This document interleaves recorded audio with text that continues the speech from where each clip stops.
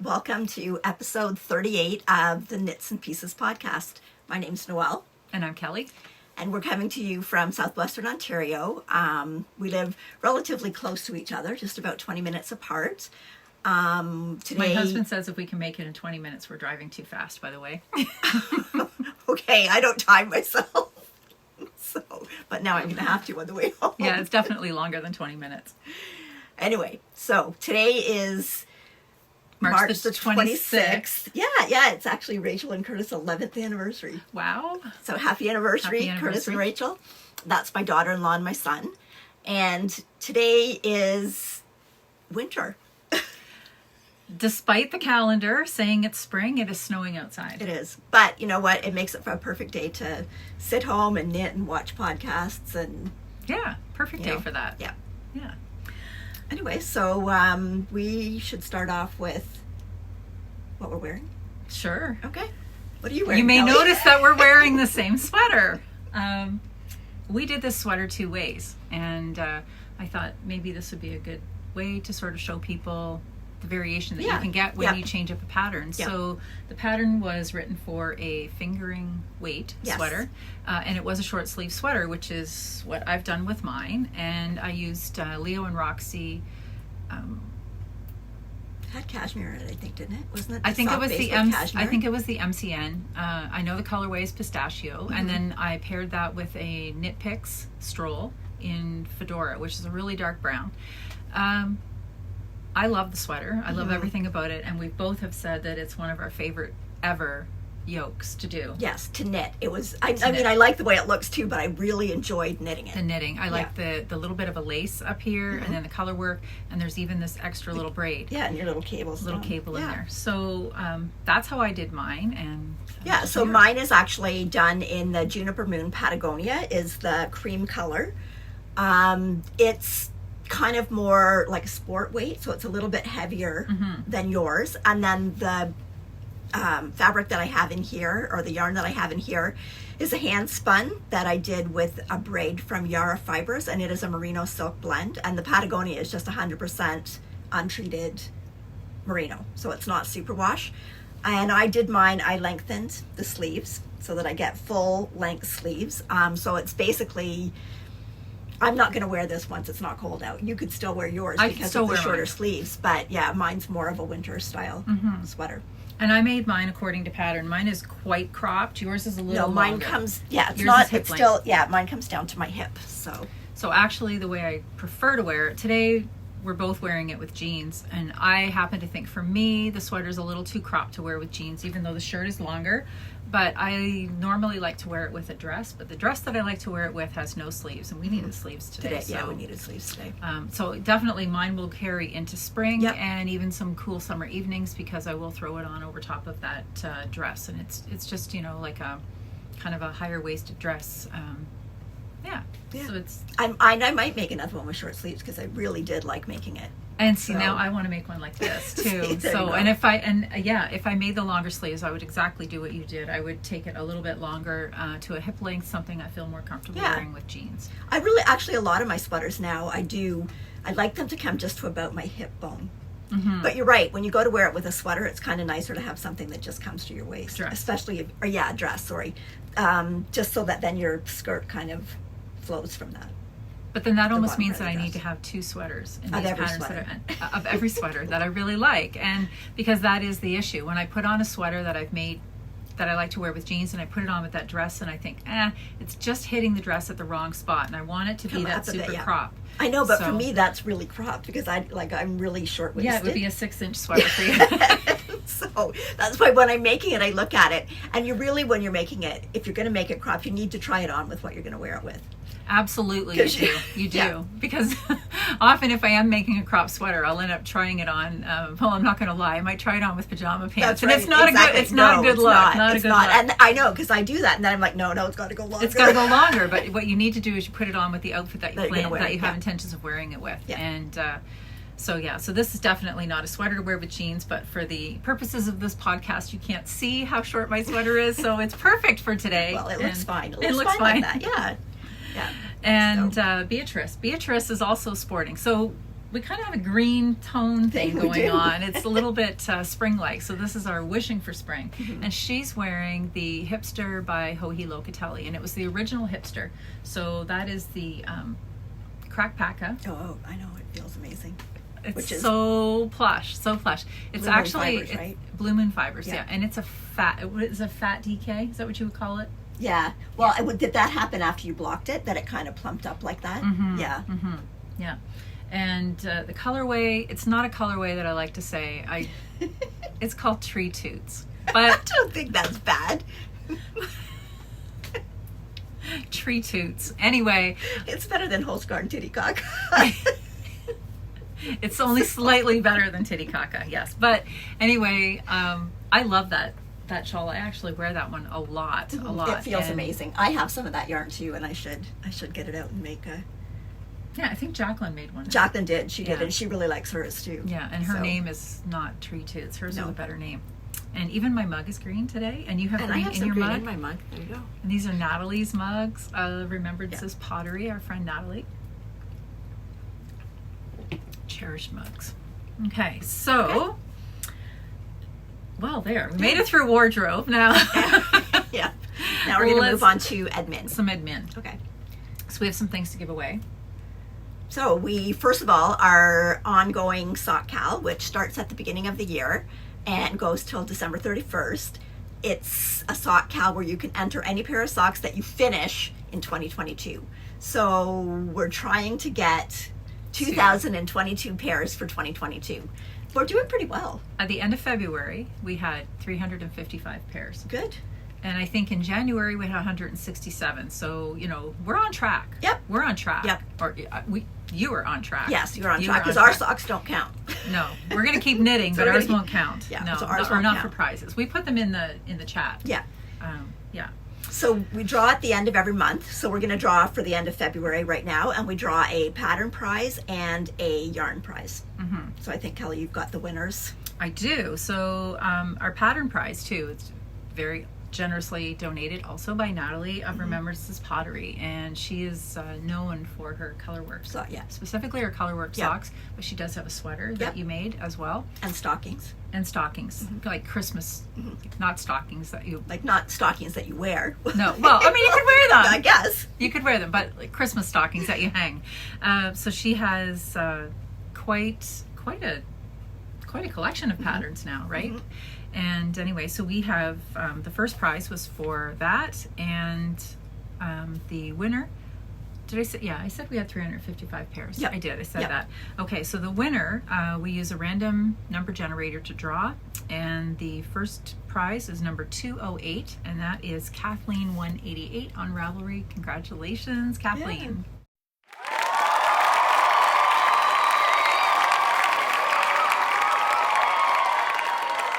Those are gorgeous socks, Kathleen. Her pattern is the Twizzler socks, and I really, really like the colors that she used in those. So then the second one that we have is a yarn prize. And okay, Noelle, what do we have for yarn? You feel like Vanna.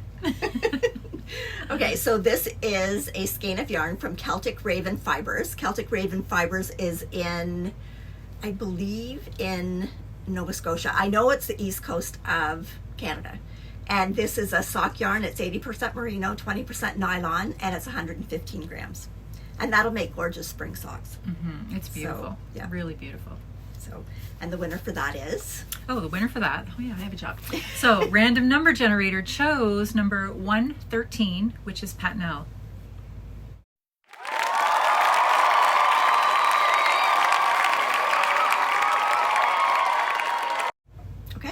Congratulations on those socks, and also beautiful socks. And those ones were using the log cabin colorway from Timber Yarns. Yeah, I've made those. That's a really nice color. Yeah, it's a beautiful color. So congratulations to the winner.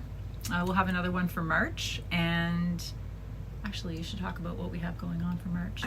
I will. First of all, I'll say, before we go on, so anybody that won a prize, you can either contact us on Ravelry, or direct message us on Instagram, or we've got a email address website. below. Yep.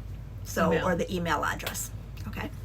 Okay, so we've also got our ongoing Smash That Stash Cal. So We need to rehearse that. we only have a couple of days left. I know. We'll probably never get to say it again. Oh no, we'll say it on Knit Chat. We will. We'll say it on Knit Chat. We will.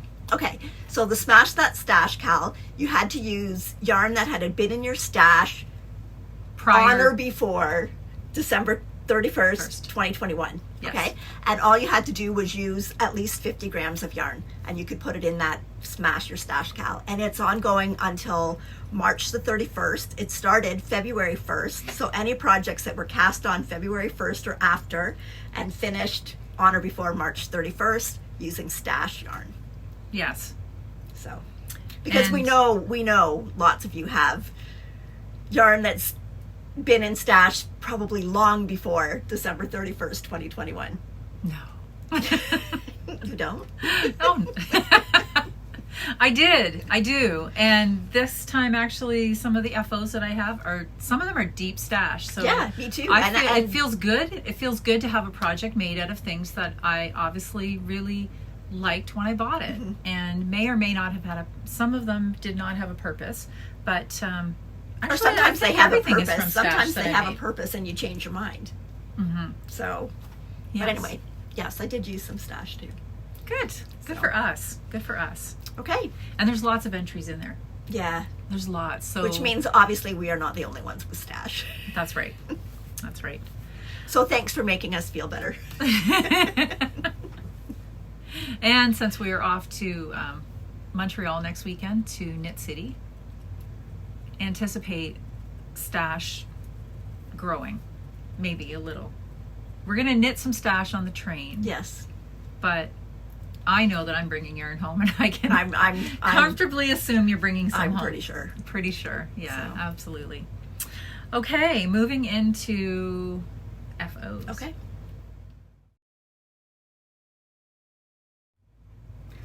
I have 4. You have 6. I have 6. You can start. Okay.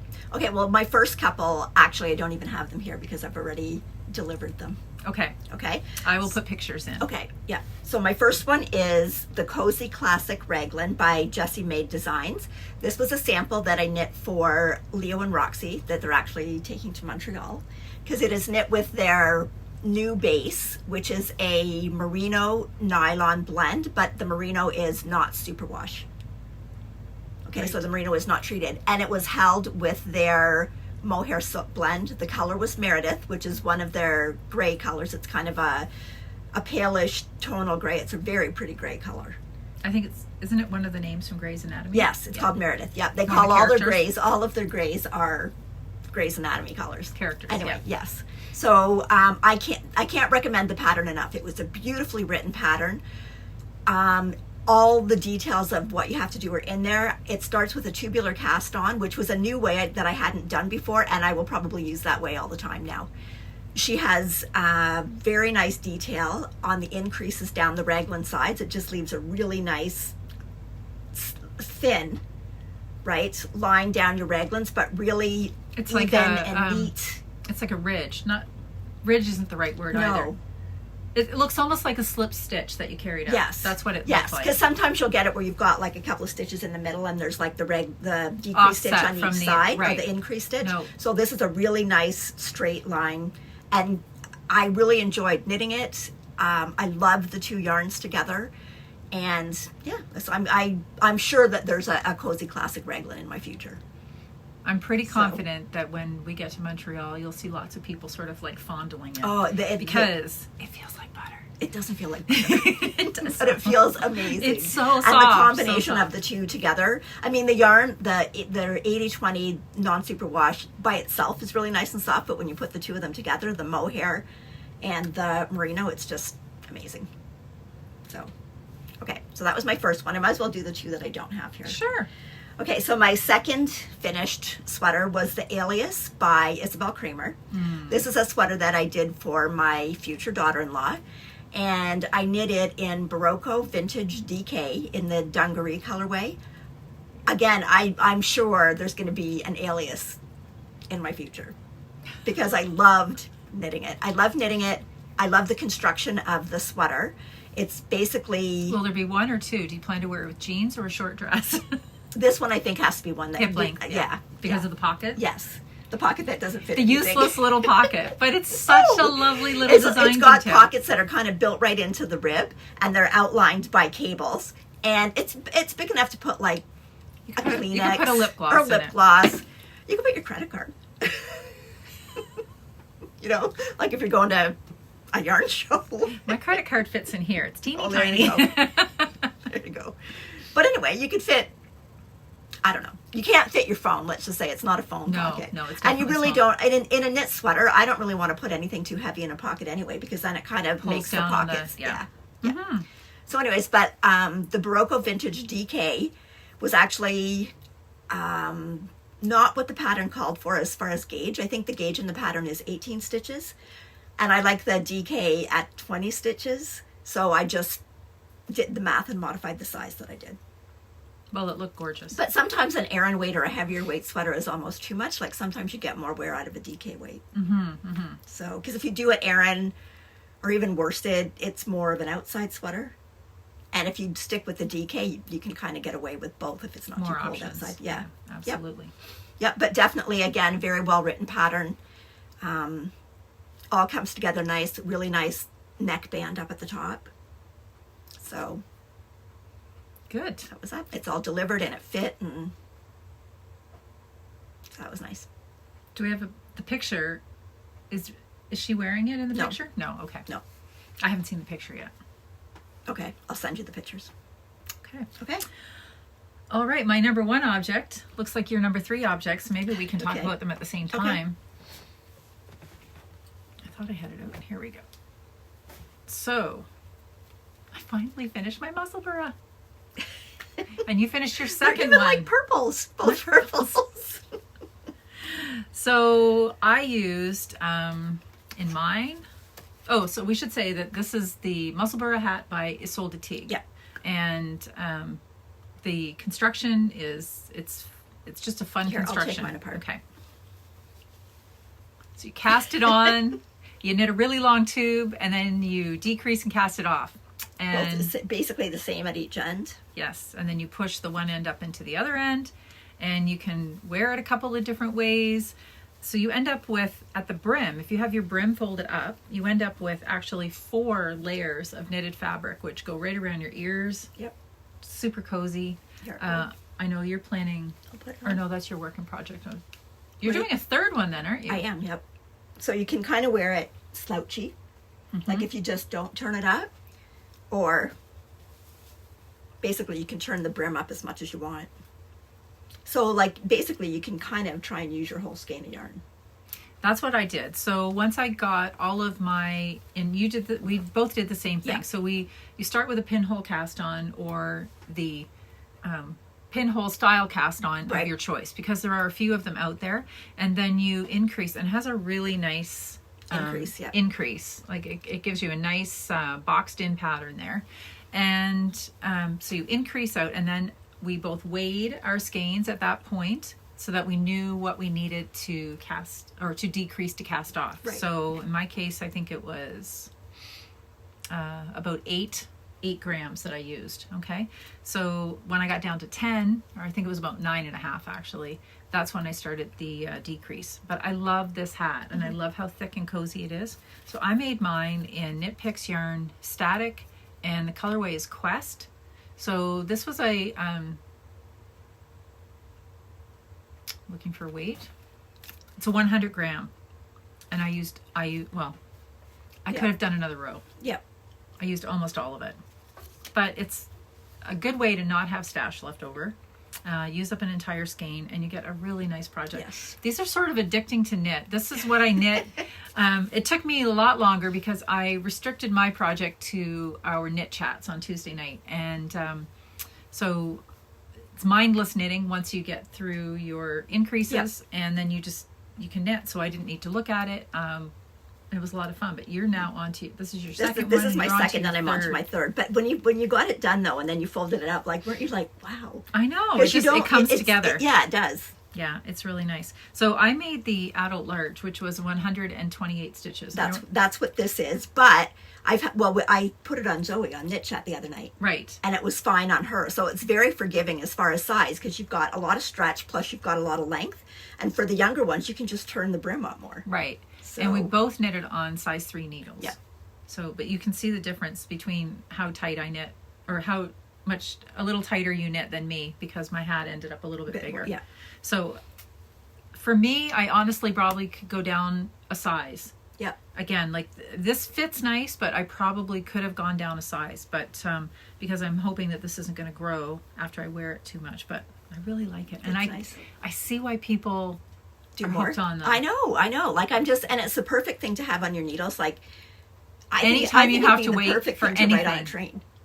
Oh, So, I don't know. I might need to do a sock on the train. I might have to do socks because I have to catch up on socks. Anyway, my yarn is Songbird Fibers. This is her sparkle sock, and this color is called Nicobar Pigeon. And it's a beautiful colorway. It is sparkle. Mm-hmm. It's So beautiful. This is one of my granddaughters already had one. This is for Isla, and the one I cast on is for Zoe. So they're all gonna have one. I still do have a pom pom to put on this too.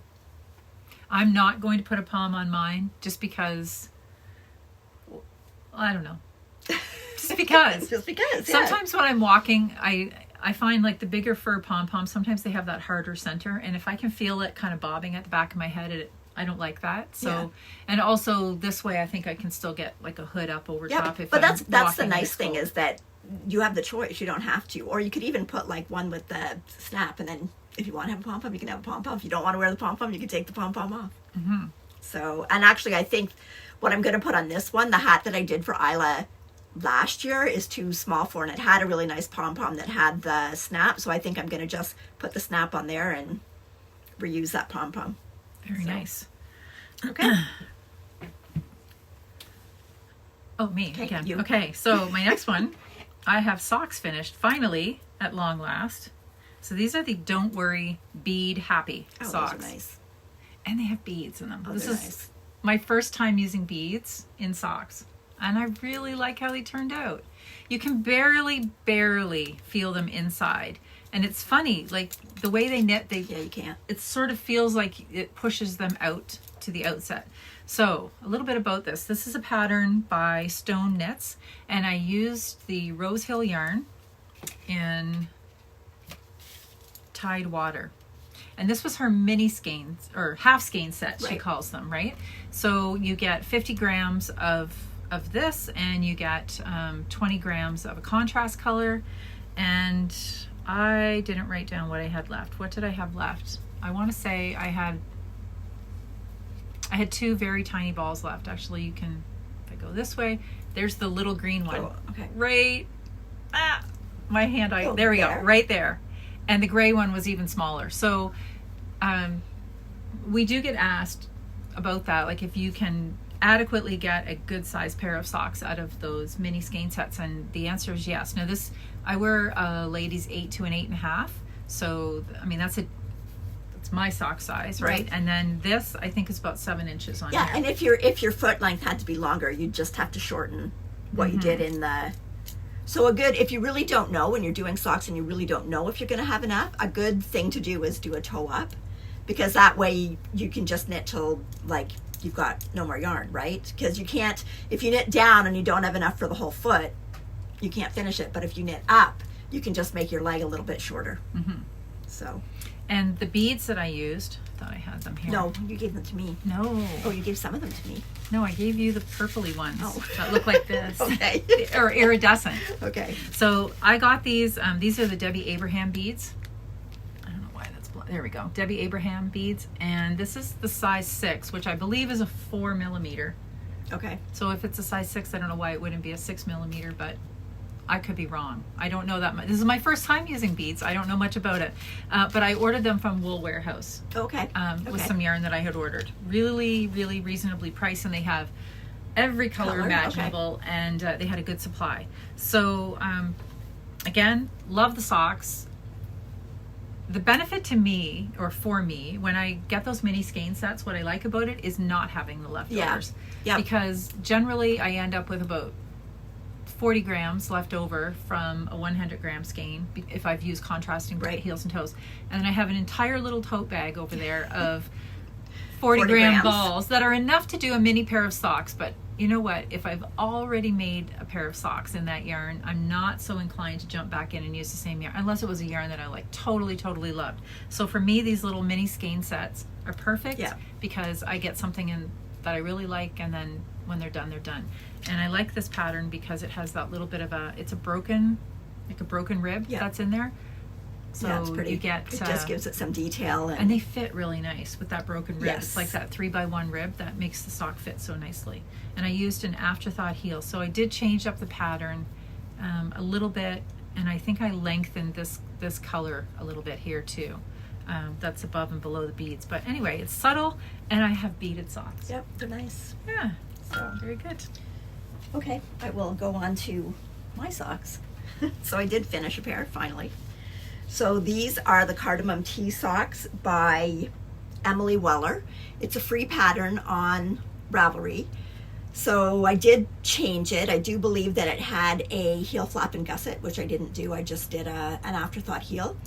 This is Patton's Croy, and the color is called Bramble. And I did just use 2 skeins. The Patton's Croy comes in 50 gram skeins.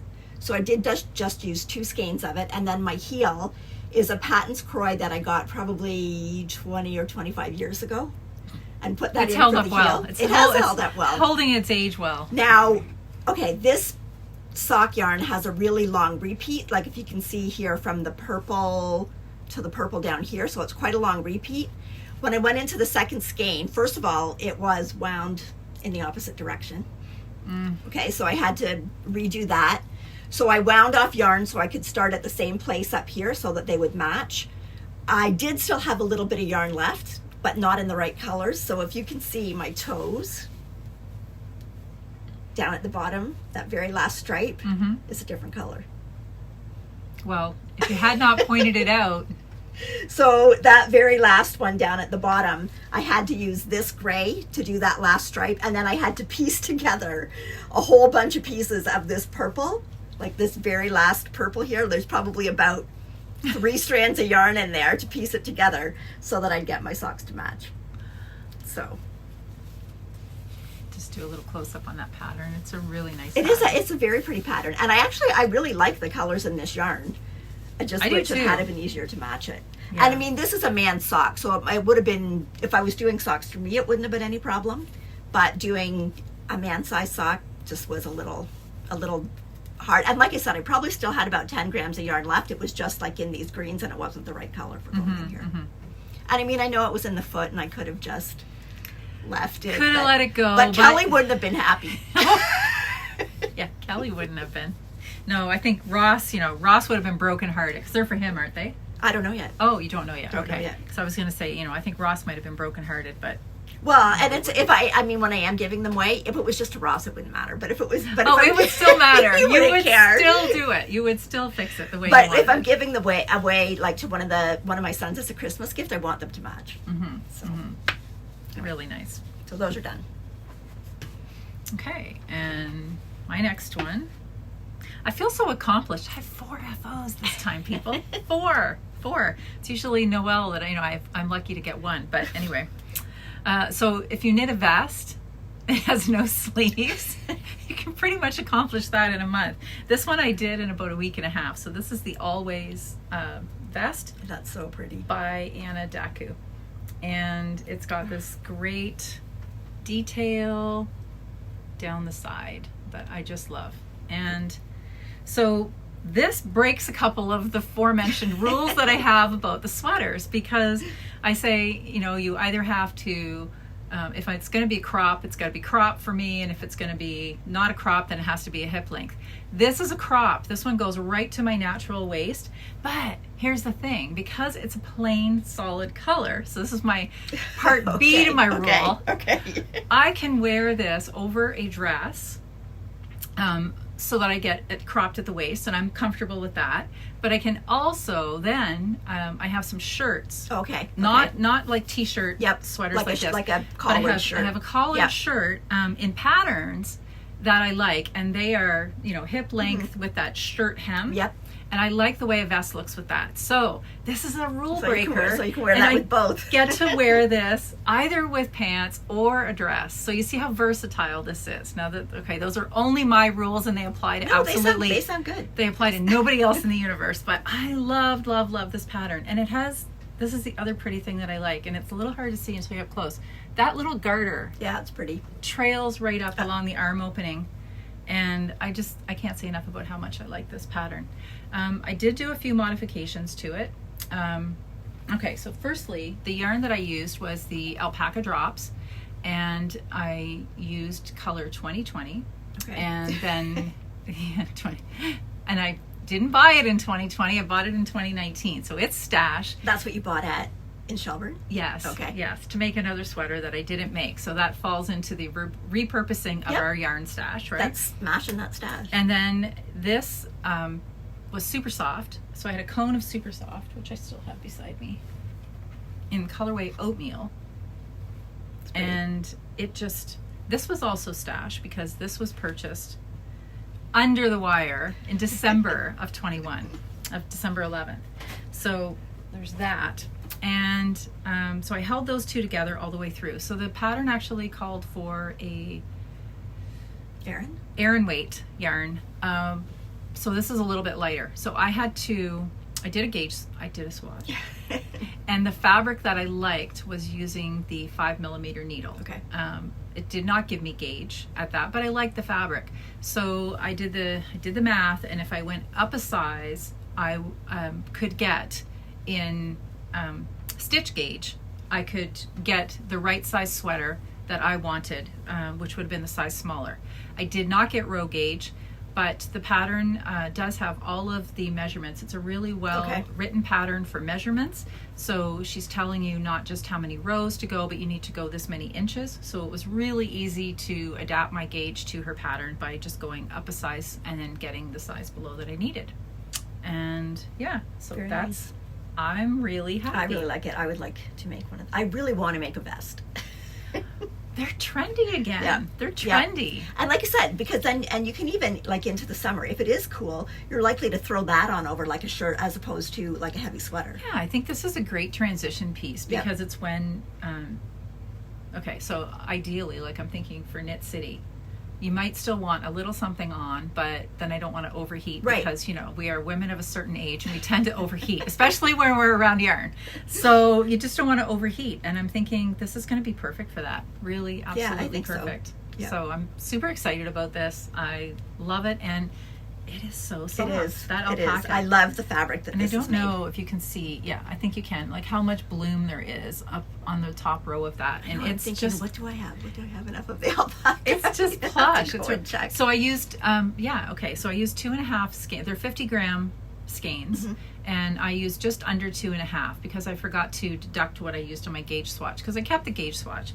And then on the super soft, I used only 80 grams. So was really economical. Yep. But and you get I think it'll provide some warmth, but it's not super heavy. Yeah. So. And it's not, I don't know, like I always tend to think, well, if my neck has air, then I can cool myself down. And you know, your sleeves aren't going to be overheated and everything. So, and the other nice thing about a vest is if you want to throw it underneath a denim jacket, you don't get that additional bulk like through the arms, right? Yep. So this is just a way to look like you're really layering up without really layering up. Yep.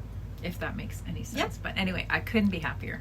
It's really, really beautiful. And she, Anna, also has a podcast. She's the Bluebird Box on Instagram, and she has a podcast as well. So you might want to check her out.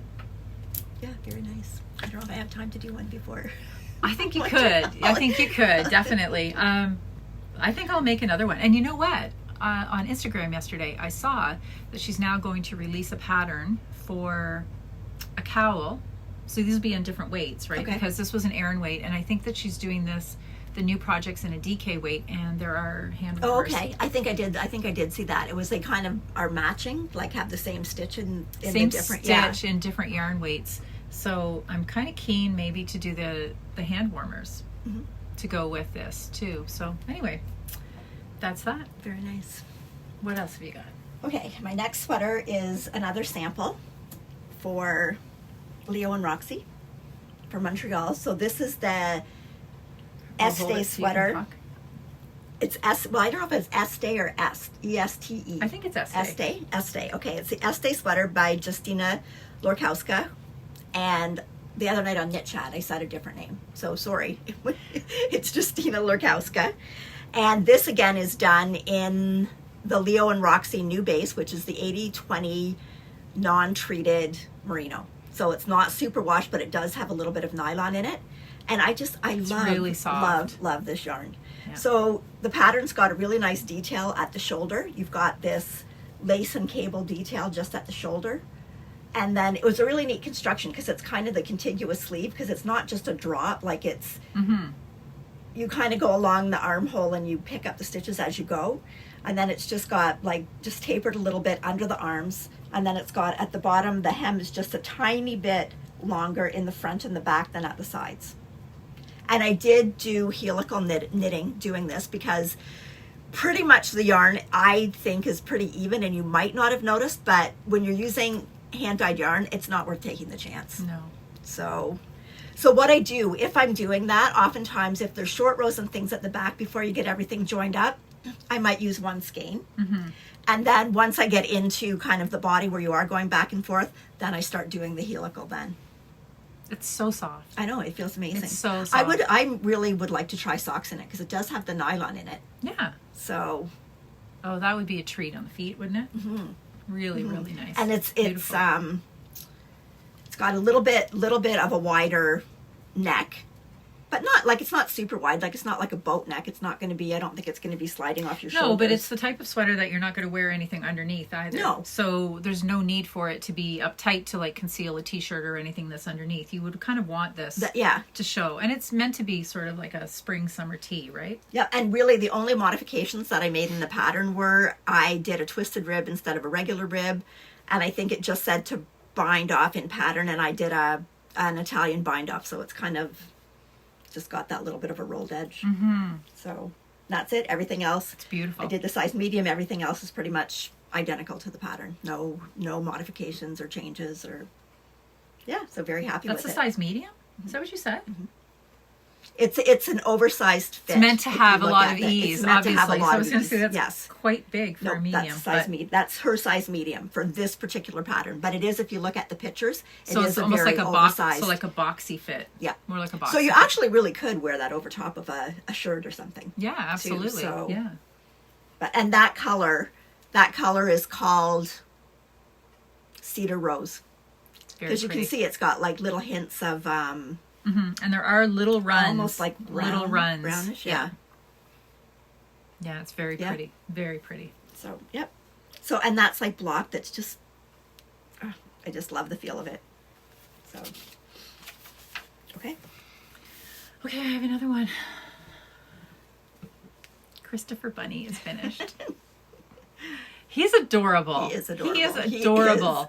From the tip of his ears to his little feet, And his face. his face, his little profile. Like, even look, he has a little shaped nose. His tail is one of my favorite Oh, I like features. the tail. It's I not didn't see the even, tail it's before. not a pom-pom. It's a knitted tail that you stuff.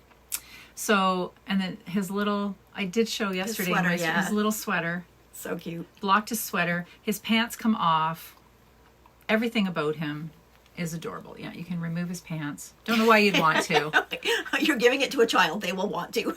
I don't know, Some but it's point. just everything about him. So, okay, the Christopher Bunny is by Susan B. Anderson, who just has Her toy patterns are incredible. I mean, all of her patterns, but the best. I love, okay, so the construction for he is written in a worsted weight. And so he would finish up at 13 and a half inches in a worsted weight. Okay. But he's going to Miles, and Miles is only 6 months old. Yeah.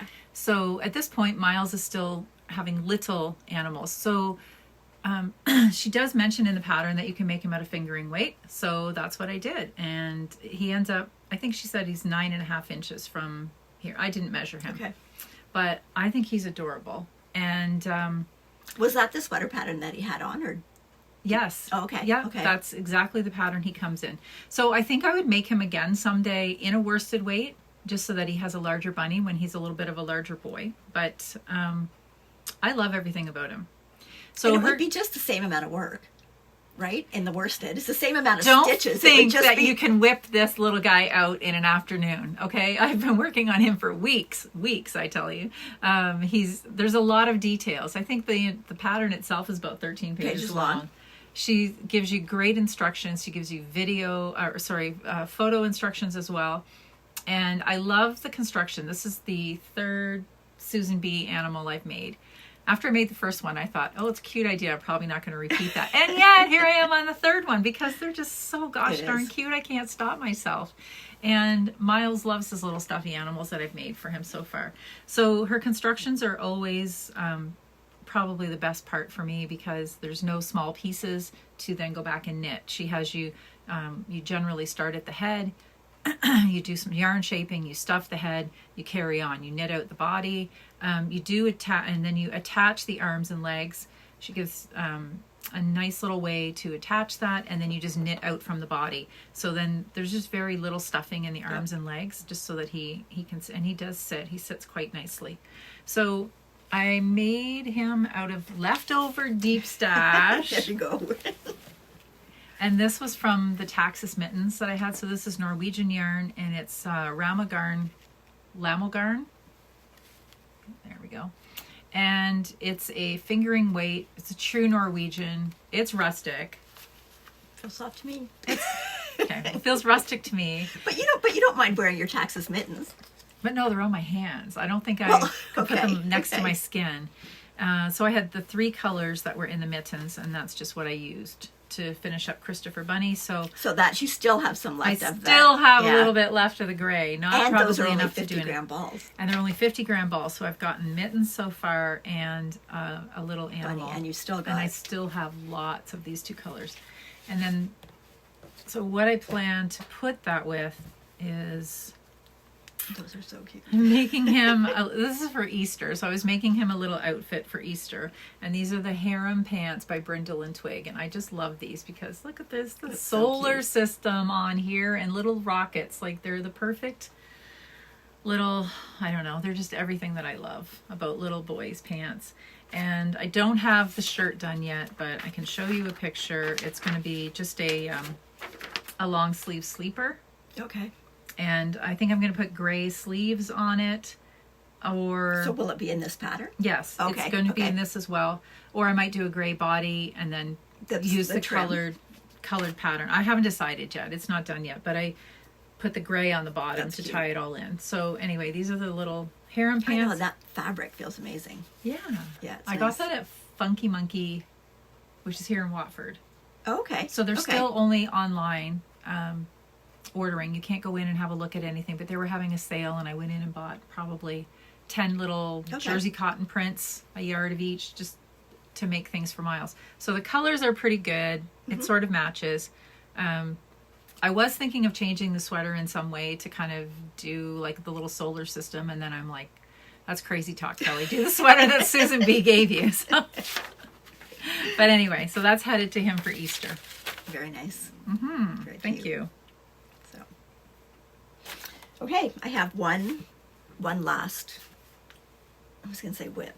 It's been a whip for so long. It's been a whip for so long. Yeah. So I have one last finished sweater. So this is the Yell Cardigan by Marie Wallen. I've done it in Holst Garn Super Soft. I believe I have 10 or 11 colors. I think I had one less color than what the pattern called for, but I didn't really follow a schematic doing the color works. I mean, I followed the graph, but I didn't necessarily follow each color the way it was in the pattern. So I cannot speak to the beauty of this. It's just incredible. Thanks. The work that you've put into this and the colors that you've chosen. So I made gorgeous. A lot of modifications. First thing was, if you look at the pattern in the book, it's quite a wide sweater, and even the smallest size for me was going to be wider than what I wanted it. So I cut out, like I looked at what the pattern stitch repeat was, and I cut out like at least, I can't even remember, but a couple of pattern repeats. So I cut that out first. The next thing that I did was, if you look at the pattern, her pattern goes, the fronts go straight up. So this would be, like where this pattern is, would go straight up. I didn't do that. I decreased. After I got past this color work, I started regular decreases so that it would come out like this. And I'll send you some pictures so that it comes out like this rather than straight up. I did do it steeked. So there was a steek up the front and a steek for the sleeves, and that is in the pattern to do it steeked. But when I was doing the decreases, you can still do your decreases even if you've got a steek in there. It just kind of brings the fabric in like this, and you can't really see what you got till you're done. So it was a little scary because I wasn't sure what I was going to have by the time I was done, because I couldn't really lay it out and look at it. So I just figured out from another pattern kind of how many stitches I wanted for the back neck, and then decreased to that point. And then I cast off the stitches for the neck. For the back. For the back, sorry, the back of the neck. And then on the shoulders, I believe in the pattern you were supposed to cast them off. You did short rows and then you cast it off and then seamed it. I didn't want to seam it because I like the look of a 3-needle bind off better. So I still did the short rows for the shaping, but then I did a 3-needle bind off. Yeah, which finishes really beautifully inside too. You can see that there. You just get such a small ridge, right? Yeah. As opposed to a seam. Sewing it, yes. So I just did the 3-needle bind off up there. The next change that I made was in the band. The band in the pattern is just knit out to this moss stitch border. Like you pick up the stitches and actually you knit and purl because it was done flat out to the border. I thought, that's a lot of knitting back and forth purling. And it is, I mean, I can purl in color work, but it's a lot harder because you're not looking at your finished fabric. And when you're looking at colors, it's a lot easier to know where the colors go when you're looking at the right side of the fabric. So I thought, well, what if I pick them up and then I cast on another 7 stitches down at the bottom. So at one point this was all joined like this. Like, so I had a great big oval around. So then I knit all of the... So like this. So you would be so knitting on the sweater this way. So I was knitting all around like this, like in a big oval. So I did all the pattern, which was like these repeats here. And then I still wanted that moss stitch edge to kind of coordinate with the bands at the bottom and the band on the bottom of the sleeve. Yeah. So I did go to a smaller needle because the moss stitch tends to have a bigger gauge than, especially when you're doing color work. So I changed to a smaller needle. When I got to the turning row, I just did a plain purl row so I'd know where to fold it. And then I continued on and did another couple of moss stitch rows. No, I didn't, did I? I ended it at the moss stitch, yeah. Okay, so I ended at that moss stitch edge. And then I thought, well, rather than just do that, if I do a facing, it's going to cover my whole steek on the inside. So I decided I'd just continue on, do a facing. And I mean, I could have just done it plain, but it's easier almost to keep the tension right if you're doing color work like you did color work on the front. So I went back to my original color work size needle and then picked out this pattern that's on the whole body of the sweater. Figured out if it was the right amount of rows. It was pretty much identically the right amount of rows. So I just did that. Yep. Cast it off. And it just overlaps the steek, overlaps my probably steek. by a couple of rows maybe. Enough to sew it down. Yeah, by probably, I don't know, half an inch, 3/8 of an inch, I would say. Maybe. Yep. Yeah. And then the bottom part where I cut, I just tucked that all up underneath. And then those were where I cast on the steek stitches. So I just tucked the balance of it up underneath, and then I started my pattern here to go around on the underside. Yeah. So I said to Noelle, without knowing what she had done, she's created a full facing just like a seamstress would make. And she's constantly saying, I can't sew. But well, she knew to do all of this. And it's beautifully finished. I mean, my goodness. And the nice thing about it, again, and I was just commenting when I finally got to see the sweater today, is that it provides the proper weight. Because of the fact that there's no buttons to hold the cardigan closed, you want to have the right amount of weight to hold that on your body where you want it to sit. And it definitely, exactly. Yeah. So it's almost like you've in sewing, that would be some interfacing in there to give you the right amount of structure. So now you've got 2 layers of knitting going in the different direction. You've got something here to create a natural ridge it's just beautiful. Thanks. It's so, so, so beautiful. And the beauty of doing it this way too, when I cut up the front, like all where I changed my colors was in the middle of the front steek, and I needle felted my steeks, right? So I didn't have anything to sew down. When I needle felted the steeks, then I just snipped the ends off, so I didn't have to sew any ends in down here, no ends at all. And then when I did my sleeves, and you can see on the sleeves some of my ends are still there, but I can trim them off now. I did the weave and steven, and I wove in and wove out the colors that I was using, so there was nothing to sew in there. I might not even cut them off. I might wait a while till they felt a bit and then, cut them off. That's one of the benefits of this yarn, that the whole super soft yarn, it naturally wants to cling to itself. It's really, really toothy. And even the difference that you get from the project once you've blocked it, because it blooms so much. I know, because it does. It just fills in all the gaps. And then like my sleeves are steek, so they're not finished on the inside, but that's not a part of the sweater you're ever going to see. No. Right? But you can just see the felted. That's not going anywhere. No. So it's like a wool fabric. So it's really nice. Gosh, you did a beautiful job. Thanks. On it. So I really enjoyed it. It did take me a long time. I looked back and I started this like last May. Yeah. But then it got put aside. I did all the body part, and then I wasn't sure what I was going to do with the band. Like I knew, and I thought, oh, but is it going to work? And then I was nervous about steeking it, and actually a lot of the things that I did in it, I actually learned from our knit chat.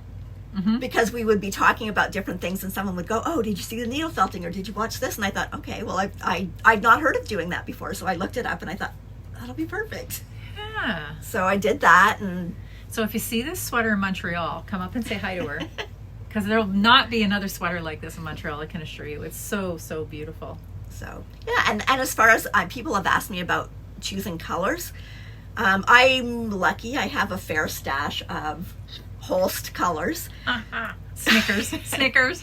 But I just kind of set them out and kind of look and see what I think would look good together. And well, that's one of the benefits of Holst too. Like I find like a lot of their colors are almost they're heathered. Heathery. So they do tend to blend well together. And you can, I mean, I don't have nearly the stash of Holst that you have, but even just what I have, everything kind of coordinates. Yep. And so obviously you're going to pick out, for a sweater like this, you're going to pick out your main two colors first and go from there. And I mean, just, like I was lucky that I did have colors to choose from. So I just kind of started. And if I didn't like something, I just ripped back. And I think there was only one time that I actually didn't like. And it wasn't because of the colors. It was because there wasn't enough contrast between the two colors. So I just switched that out, and and you only have to figure out your colors here, and then everything else continues on. Yeah, it's beautiful. Really, really beautiful. Well, yeah, well done, friend. Thanks. Done. I really enjoyed knitting it. So, and it was kind of fun making all the changes. I mean, a little nerve-wracking because, like I said, as far as the front band goes, I had no idea if that was going to work. Like in my mind, I could see it working. Yeah, absolutely. But I really didn't know till I cut it open. So you knew what you were doing. And then I thought, how can I come back on? Well, then you would just say, realistically, it's still just knitting. That's right. Right? You don't know until you try. It's just knitting. That's right. So. Okay, I think that's it. Wow, that was long. A lot of FOs. I'm looking down at our timer. We're almost an hour in. And that's just FOs. Okay. We've been busy. Okay. Let's move on to whips. To some whips. Okay.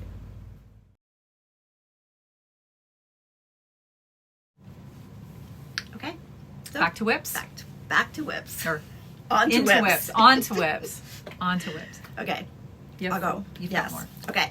So this is my sock whip. So these are my Risa Mine socks, and this is a pattern by Kua Coffee. It's a free pattern on Ravelry. This here is called Estonian inlay, so it's not actually knit in, it's actually woven in. It's hard to explain, but the pattern explains it really well how to do it. So you're basically kind of carrying this yarn on the outside of your stitches, like underneath is still all regular stocking stitch, but you're just kind of carrying these strands of yarn over so many stitches to create the pattern. So I do have the second one started. So there's my first one. It's a little bit different than the pattern. It's just going to look on the inside so we can kind of get an idea of what it looks like inside. So it looks, yeah, you can see. Yeah, where you're just it's carrying the yarn back, and it gives explicit instructions on how to bring it back once you've got it at the wrong end of the fabric. It tells you how to get it to the right end of fabric again.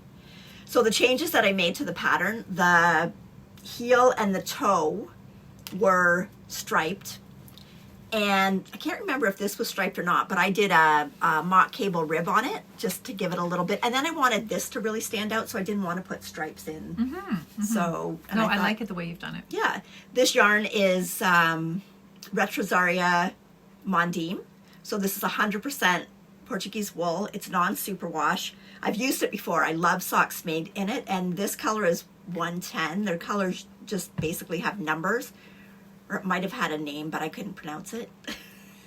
Lichia or something like that. I think it looks like a grayish coral. Yeah. And then the cream color is just her, I think it was color 100, and it's just the cream color. So those should be done soon. I've already got the second sock to the point where I've got the heel, and I changed the heel too. I did a shadow wrap heel. Mm-hmm. And I think the original pattern, I think, might have had a heel flap and gusset. So. Very nice. Yep. Very nice. So those will get done soon. Mm-hmm. Okay, and I should continue? Do another one, yeah. Okay. I have very little whips. You finished everything. I finished everything I had. Okay. So my next whip is another muscle burrow. So this one is done in Blue Moon Fibers. This is their Tigger Targi, and it is a really, really bouncy yarn. Yeah, I wanted to feel with that. Yeah. It's so bouncy. Boy, is but it it's going to bouncy. be perfect for Zoe because it's going to have that stretch to go. Yeah, absolutely. Yep.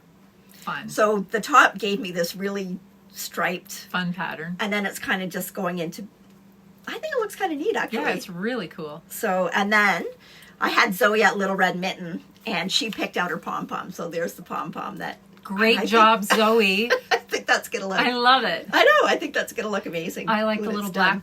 black tips in here too. You could not have picked a better pom-pom for that hat. Good job. So Good job. Anyway, I'll have to get her picking out my colors. I was going to say, yeah, let's bring her yarn shopping. So, okay. So that's my muscle burrow. Okay. I've got, Okay, you go.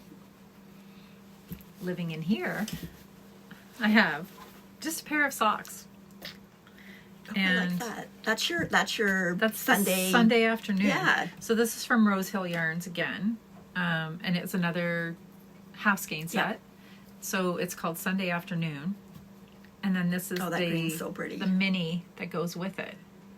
And it's nobody's pattern but my own. It's just I'm putting a cable. And I don't even really know where's my beginning of row. I'm just trying to figure out if I have it going down the middle or down the one side. But no, I haven't worked on these in a while. So I think I have it going down as kind of offset like that, going down the leg. But it's such a pretty colorway. It is. It is because I have mine. I've been wearing mine. Yeah, and you have, but your mini was a pink, a rosy or pink. Yeah. So there we go. Very nice. So I might bring these with me to work on on the train. Ladies I who haven't train. decided yet. But I feel like I want something new. I feel like if it's an adventure, Well, I should have I want new. something complicated for the hotel room, Yeah, absolutely. or more complicated, and I want something easy for the train. Yes. So, okay. So my next. Oh gosh, I love it. I haven't seen it yet. No. So I decided that I should see if I can get a love note done for Montreal. So Wow. this so pretty. is done in, and Love Note is Tin Can Knits. We've talked about them before on this channel because Kelly's got a couple. I've only got one, but I've made quite a few because I've done them for my granddaughters. They're an awesome sweater for little kids too. They look so cute on them. But this one is for me, and it's the first one that I've done for me that actually is done in a merino and a mohair. So what I'm using is, this is Life in the Long Grass, and she calls it her sock single, but like it's 100% merino. There's no nylon in it, and it's a single ply. Like I would probably not do socks in that, in a single ply yarn. I mean, it seems like the one ply is twisted quite tight, but I still probably wouldn't do socks. So there's no nylon in it then? No, it's just 100% merino. But it's called her sock single. I love a single though. I do Yes. love a single. Yeah. I would not think about using it for socks, but I No. do love a single. I love the fabric that you get from a single. And then my other yarn is, this is Songbird Fibers, who is our friend Vicky, who is going to Montreal. And this is her silk mohair, which is a 70/30, and that color is called Light Moss. It's beautiful. And you know, I love the way mohair changes the dynamic of a yarn. Like, look at this. You would not think that you could get that, but this is just beautiful. And I think it looks nice and springy. It does. So, and it goes with our green theme today. That's right. There you go. So yeah, so I'm so pretty. Happy with that. And I love the little pops of purple that are in here too. I know, like it just other little pops of color. It's really But it gorgeous. does, like when you put mohair with something, it does, and you don't like Changes it doesn't everything. Like, I mean, it's certainly not as dark as that green, and yet it's certainly not that either. No, it's beautiful. So, but yep, beautiful. Very nice. Okay, so that's that one that I hope to get done by Montreal. And then my last, this is a small whip, and it's attached to my. I just caught it up in my other. Okay, so it's only the neckband. I only have the neckband done so far. So this is the neckband for the Braids of Grass sweater by Albina McLaughlin. Okay. And I'll send you a picture of the sweater. Okay. Like the actual, it might rather be than good, this. I'll it's send you a kind of picture hard to the sweater. predict what this might look like. Yeah. So this is the neckband, which is all cabled, that kind of looks like braids. But then you go down into the yoke, and then your purl stitches between the braids get bigger. Okay. So that expands your yoke, and then it's just got some detail around the bottom like that too. But this again this is Leo and Roxy. This is the Cedar Rose colorway. So it is mohair, but it's also held with that 80/20, the non-superwash 80/20.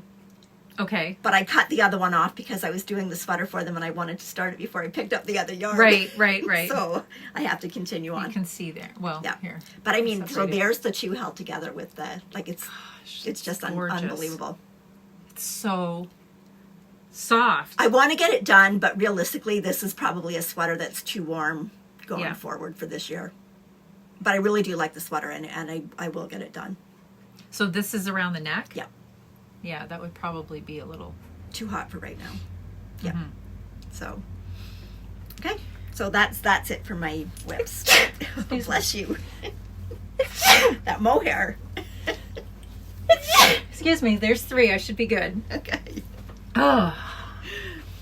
Okay. Mohair does that. You know, because we'll also be sneezing in the car when I'm knitting with mohair. And then it sticks to my lip gloss. Lip gloss. Like, there's a thing that we can wear again. So the mask mandate is receding in Ontario. Well, I guess it has receded. And so we're starting to venture out into some areas without our masks. I think we have to be masked in Montreal still, right? Yeah. And I think we still be masked on the train. Yeah. Yeah, but so it's an odd concept to be wearing lipstick again. I still can't take it off. I just can't. I couldn't. I went maskless in the grocery store the other night. There were 3 other cars in the parking lot, so I was pretty confident that I was in there alone at night. But anyway, like, it feels funny to get out of the car without putting a mask on. It feels good to get out of the car without having to put a mask on. I'm not gonna lie. So the last whip that I have, and I think I showed this last time, and I may have done a few rows, but not a lot of rows. But because it's green, I'll show it again. It's it's the Fern and Feather sweater by Jennifer Steingass, and it's using the Barocco remix. In Juniper is the green, Almond is the cream color, and I love this. This is going to just feel like a sweatshirt. So you can knit on the body of this on the train. I know. I was thinking that. It's a heavy project to carry. This mohair. Anyway. This feels like a sweatshirt, a favorite sweatshirt to wear. Okay, this is getting to the point of ridiculous now. Something's really shedding. And I was the one knitting with it. I don't even know me. It's my lip gloss. That's where it's headed for. It's like a magnet. Anyway, yeah, so this just feels like a sweatshirt. And so this will be hip length. This is not going to be a crop. This will be Kelly's rule. This will be a hip length sweater, and I'll be wearing this one with jeans. Yeah, nice. I love that yarn, and I love wearing that yarn. It's really soft, and it's all cotton, right? Yeah. So if you have any, well, it's not all cotton, but there's no wool in it. There's no wool in it. Yeah. It's I think it's got cotton, linen. Cotton. There's cotton, acrylic, silk, linen, and nylon. Yeah. So if you do have some issues wearing wool, especially like around your neck. A lot of people, that tends to be a sensitive area. This would be something really great. Well, it also makes it, because it's not wool, it's not as warm, so you can actually wear it in more temperatures. Yeah. Yeah. So. Okay. Okay. That's it for whips. That's it. So that segment was pretty short. Yeah. We whipped our way through that. Huh. Okay. And some of those, my love note was all Smash That Stash whip. Yeah. So. Yeah, I don't think that anything.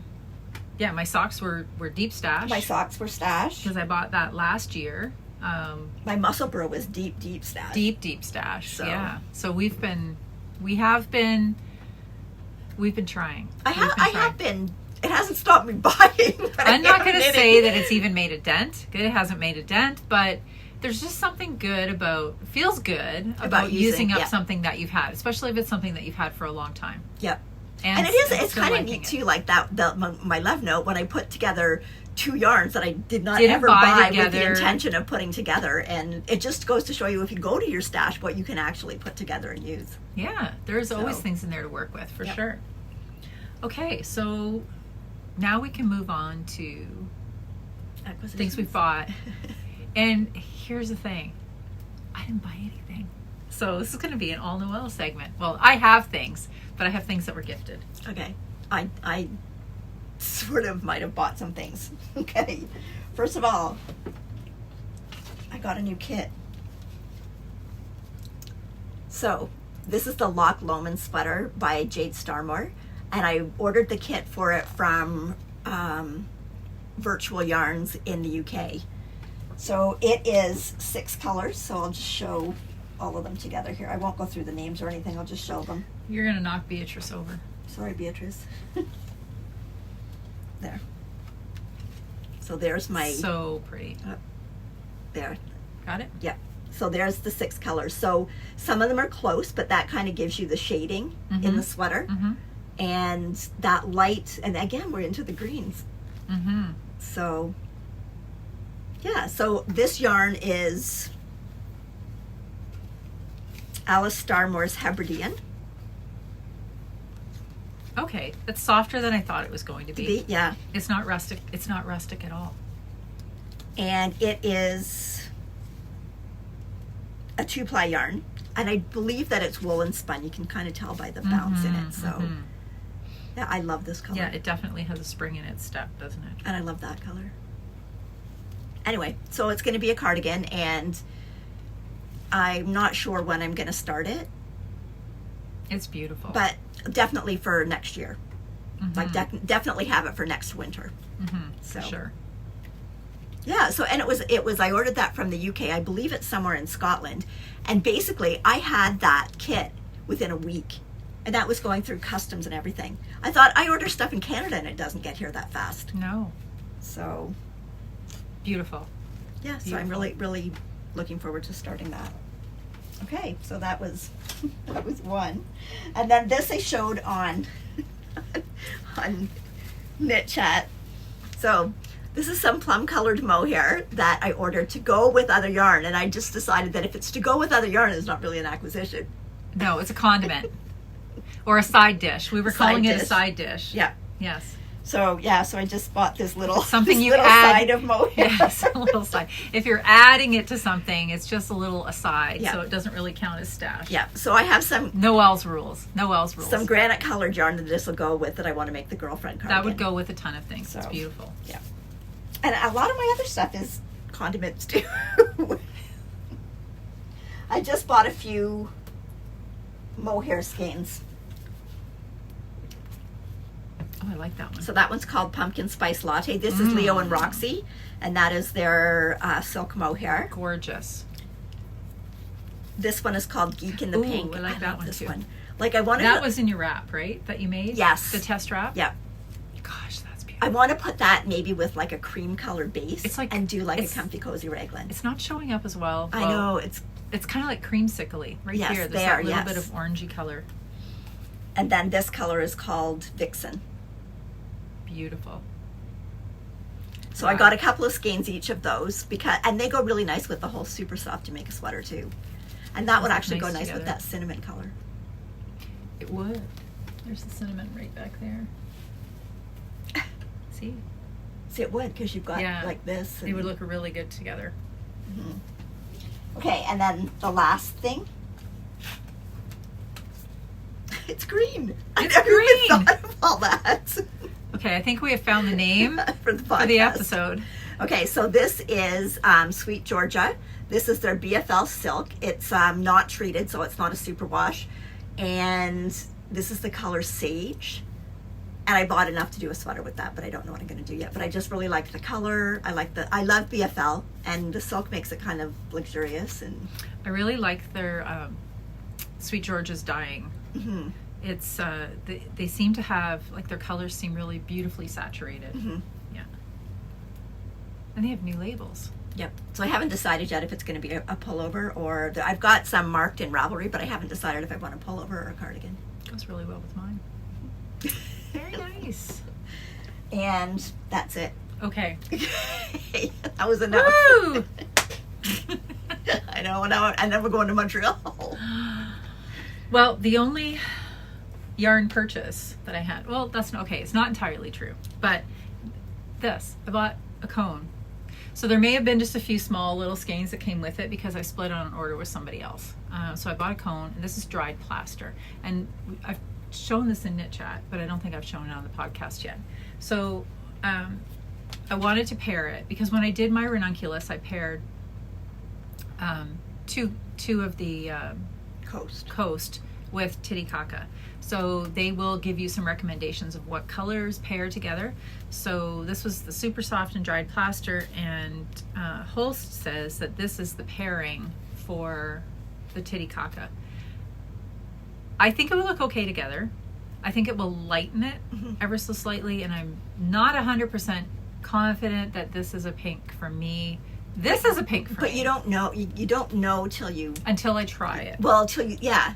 Because, like, look how different the mohair and the single look together. Yeah, I know. It totally changes things. So this is not out of the... This is not out of the option. Out of the running. But it might just give me a little bit different look than I was thinking. I was thinking more of, like, skin-toned pinks. Yep. So I happen to have in deep stash. This was earmarked for something else, but I love it together. Yeah, I like that. So this is Fleece Artist Zambezi in shell pink. Mm-hmm. Yep, shell pink. And I think this goes really well together. Yeah. And this maybe kind of gives me the look that I'm looking for. If I was looking and I was picking, I would probably choose that Pick to go this with one. it over Yeah. that one. So I do have a sweater in mind. And on Knit Chat, everybody was saying, cast it on. You Do it for should. Montreal. I very well might cast it on as soon as we're done podcasting today. I have no expectations that I could have it done in time for Montreal. But But whether it could be something that you can work on. You'll it could just be have to something I wind could off. work on. Absolutely. So I'll put in the picture, but the sweater that I'm looking at is called No Need to Panic. Oh, the Casapinka. The No Need to Panic sweater by Casapinka. So yes, no need to panic to get this one done. If I get it done, I get it done. If I don't, I don't. But And I really like the Zambezi too. It's I nice. really like the way this looks together. So Yep. that was pretty much my only acquisition that I bought then. So I had a birthday a couple of weeks ago, and this was a gift from Noelle, You have to which spin is a it little yourself. funny. She gives me fiber, and I'm like, and when I open it, I'm like, oh, it's such a beautiful braid of fiber. I don't spin. She said she's going to spin I it am. for It me. will be the next thing on my wheel after Montreal. Yeah. So this is the colorway, and I'm sorry for the crinkling, but I don't think I should take it out. So it's called Riverbed, and it's 100% Polworth. But look at these colors. I am in love. This taupey color with this blue. Yeah, I think it's going to look nice. I It's think. absolutely beautiful. I am so excited to see what this is going to look like. I'm looking around for colors I might have, but I definitely have something that It even might- doesn't look bad with that. Oh, it doesn't. Lord knows there's enough of this. You'll have enough of that, that's for Yeah, sure. even after a sweater. So I really am looking forward to seeing this. Okay. So that's thing one. And then thing two came from Noelle. Well, it came from Ross via Noelle. Oh, And it's big. I have a cork house. So Ross made this birdhouse. Well, first he made one for Noelle. Yeah. And I told him how much I really, really liked it. And he was kind enough to go to all of this work to make one for me. Look at this. Check out this. I am so ridiculously excited about this. And he used champagne corks for the little chimneys. Yeah. He's even shaved down. Like, can you see the angles of those shingles? They really look like cedar shake shingles. And I was reading some of the... This is from Ross and Noelle's massive stash of yarn corks. Yarn corks. Wine corks. corks. But I was reading some of them, and this one was interesting. So this is Pillitteri Winery, and my daughter actually worked at Pillitteri Wineries right out of college. And then some of the other ones are some of my favorite brands in here too. And what's the other one? And then I like this one down here. Carnivore. It's on a birdhouse. It says carnivore, and ribbit over here. So it's just really, really interesting. I think this is a beautiful gift, and I'm really lucky to have had him put this time and effort in to make it for me, and I love it. So just want to put it back here before it dries. It's fairly substantial. So on the heels of that, there was a yarn colorway that came out at Rose Hill Yarns, and it was called Corked. So I got one for me, I got one for you, and I got one for one of you. And I love this colorway. I love it. So this is another one of the half skein sets. And the reason that cork is so significant to us is if you watch Knit Chat, join Knit Chat, and we sincerely hope you do, because we have so much fun in there on a Tuesday night. When the conversation came up about the corks and what to do with them, somebody came up with the idea we should build a cork raft. And we had talked about this, imaginary trip around the world that we'd love to take to meet all of the people that we've met all around the world, or met in our Knit Chat and online, that are all around the world. And we thought, if we built a cork raft, we could sail the cork raft around the world. Yeah. And then we could get to meet everybody in person. So the one that we have as a giveaway, what we'd like you to do is down below this video, if you could place a comment in there where you think, and add another place to our cork raft voyage. That's right. Where you think the cork raft should go. Where you think. Just list one location that you think the cork raft should visit. We've had so much fun talking about the cork raft and having this imaginary joy of being able to take this big trip. Yeah. And then we've talked about needing a bigger raft. We needed a little add-on raft at the end to carry the yarn. To carry back the yarn that we're going to buy, and to carry the extra yarn. But we figured if we took enough wine with us and drank it, we could make then it. Then we could add on to the cork as we go, or to the raft. So anyway, we've just had it's been a hoot, and we have a lot of fun in Knit Chat, and so we just wanted to share this with you. So comment below some place that you would like the cork raft to visit. That's right, and we will draw that. And we'll give this away. Yeah, we'll draw it based on the comments, and we'll give it away in our next podcast. But it's beautiful yarn. It is. It really is the color of wine. I mean, look at that. So if you're drinking wine and you have a little spill while you're working on this yarn, it won't even matter. It won't even matter. But anyway, it's beautiful. Beautiful color. Yeah. Maybe I'll take this one with me. I know. I was thinking that too. We could both do it. We could be knitting buddies, knitting the same yarn. Okay. That's all I had in my notes. That's all I had, I believe. Yes. Okay. So we are thinking about maybe doing a little special episode on our trip to Montreal. So it won't be like a regular podcast, but we have full intentions. We're trying to be mindful, and we want to be able to share the Knit City venue with you, so I'm going to try to be mindful and get some footage of that, and some people that we talked to, and we'll see how that goes. So there might be a special little episode coming out when we get back from Montreal. And other than that, we have our giveaways. Yep. Still going on. We have our giveaways. There's the sock cows going on. You've still got a little bit more time for the Smash That Stash. And we're going to have to come up with another one. We do. But we'll work on that. But anyways, get your Smash That Stash in, get your socks in. join us for Knit Chat. Knit Chat is Tuesday evenings at 7 p.m. Eastern Standard Time. And it's just we usually go a little over an hour. And we just talk. I don't knit. I try to knit. I knit a whole hat over many weeks in Knit Chat. But so it's very informal and it's very interactive. Yep. So you have your keyboard. You can send us messages and we try to respond. There's a lot of laughter in there. And there's a lot of shenanigans. There's a lot of interaction between everybody that's there. So it's our virtual Knit Chat cafe. That's right. And we do some prizes in there too. Yep. We have a giveaway tool that Noelle especially loves to use, and it's like a big spinny wheel.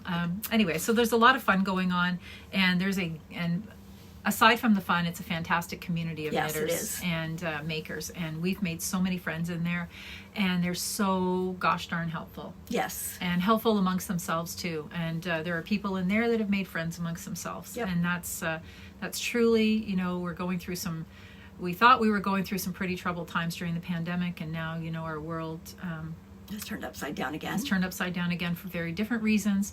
So just having that little bit of a weekly escape to take your mind off of maybe some of the truly tragic things that are happening around us, to have that space to go and the privilege to have the space to go. Like a lot of us in this time think that, like knitting, big deal, it's just knitting. But the knitting itself isn't the purpose. It's the friendship and the community and everybody coming together. Like, that is not trivial. We all need that. We all need that. So we'd love to have you join us in there if you don't already. And our channel is growing, so thank you for that. Thank you for the new subscribers. And if you've watched us, so we're at episode 38. Yep. I joined the podcast at episode 19. Yep. So we've now done 19 episodes together from where I started. And we have plans of doing many more. Yep. We're having fun still. Yeah, we thank you so much for joining us and watching us. And we're having a good time doing it. We are. And we're so happy to have met so many wonderful people. So, very fortunate. Yep. Very fortunate. So. Yep. So I guess that's it. So happy knitting. And if you see us in Montreal, come and say hi. Please come and say hi. We would love to meet you. We would love to meet you. And hopefully we'll get to see lots of people when we're there. Yeah. It's I'm excited and a little nervous because it's the most people I've seen in 2 years. I know. In one place. In one place, that's right. Yeah, and we're actually staying right at the venue too. So that makes things a little bit easier. But we are very excited to be able to take a little trip. Yep. And see what we can see. Yep. And squish all the things. So. Okay. So come and see us. Yep. Thanks everybody, and happy knitting. Happy knitting.